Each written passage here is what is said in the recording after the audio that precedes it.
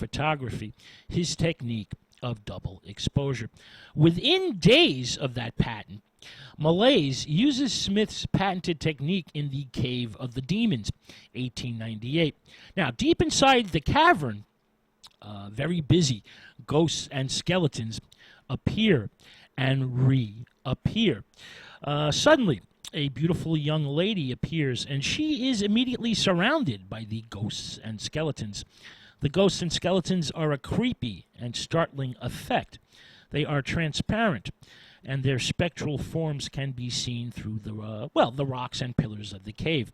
Now, the two filmmakers respect and admire each other, and they also share the same film distribution company, Charles Urban.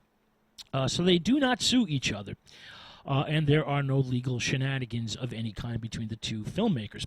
Urban, an American in London, is among the first to realize the box office potential of horror, sci-fi, fantasy films that have catchy titles. For example, Mellies, well, his Cleopatra, 1899, becomes under Urban's distribution company, robbing Cleopatra's tomb. Now, in the film, an evil old man hacks an ancient mummy to bits and pieces, then resurrects it, transforming the mummy into a beautiful living lady who just happens to be wearing a smoking brassiere. Yeah, her bra is, literally on fire. Now, Mellies, The Devil in the Convent, La Diable au Convento, becomes under Urban's production company, distribution company, The Sign of the Cross.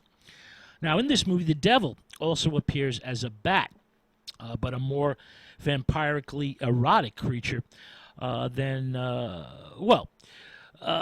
and this film teems with demons, monsters, apparitions, and bizarre mutilations. Mellies plays the devil in the convent and leaps out of the massive holy water font. He is joined by a deformed imp, and they transform themselves into a priest and altar boy. Then they change back into their demonic forms, right in the middle of a sermon. The nuns quickly disperse. They run away in horror, for not only their souls, but their chastity, their virginity, is now in mortal danger. The ghost of St. George then mysteriously appears and vanquishes his satanic majesty, who descends back into hell, down to hell, amidst a cloud of smoke. Now, The Devil in the Convent, this is certainly more serious in style and atmosphere than earlier Mephistophelian stuff.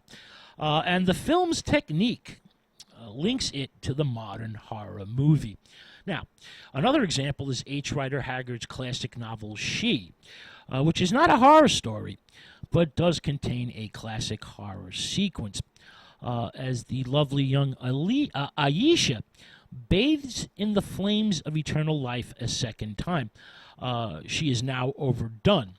The result is incredible old age and death. Well, Mellies shows the core of H. Rider Haggard's story in just a matter of seconds in the 1899 film Danse des Fous. As a girl arises from a giant saucepan and executes a lusty skirt dance before a pillar of fire, shrivels her up into a decrepit old hag.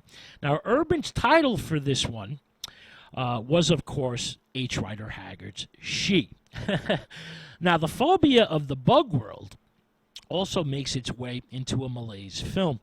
The giant insects that are featured in Midnight Episode. This is 1899. A sleeper who is lit by the rays of the full moon is suddenly awakened by a gigantic bug that's crawling over him. He attacks and destroys the insect and is about to go back to sleep when he notices 3 more giant bugs climbing down the walls. He quickly uses candles and ignites the insects, applying the flame to each, causing the giant bugs to explode in whiffs of smoke. Mellies' influence is worldwide and massive. For example, Thomas Edison's right-hand man, Edwin S. Porter, is so intrigued by Mellies' methods that he imports prints from France and watches the movies over and over, examining them frame by frame. In February 1900, Porter makes his first fantasy horror film, a derivative in the Mellies manner, Faust and Marguerite, and uses stop-motion photography to materialize Mephistopheles and to summon up a skeleton. Porter would virtually reinvent cinema 3 years later with the Great Train Robbery. If you've never seen that, you really should. Now, in London, Walter R. Booth, himself a man of mystery and a conjurer, a magician, that is sadly forgotten and has now sunken into oblivion. Well, he crafts The Miser's Doom. This is 1899. Booth uses his ghost, his specter, seriously, as the spirit of a female victim returns to haunt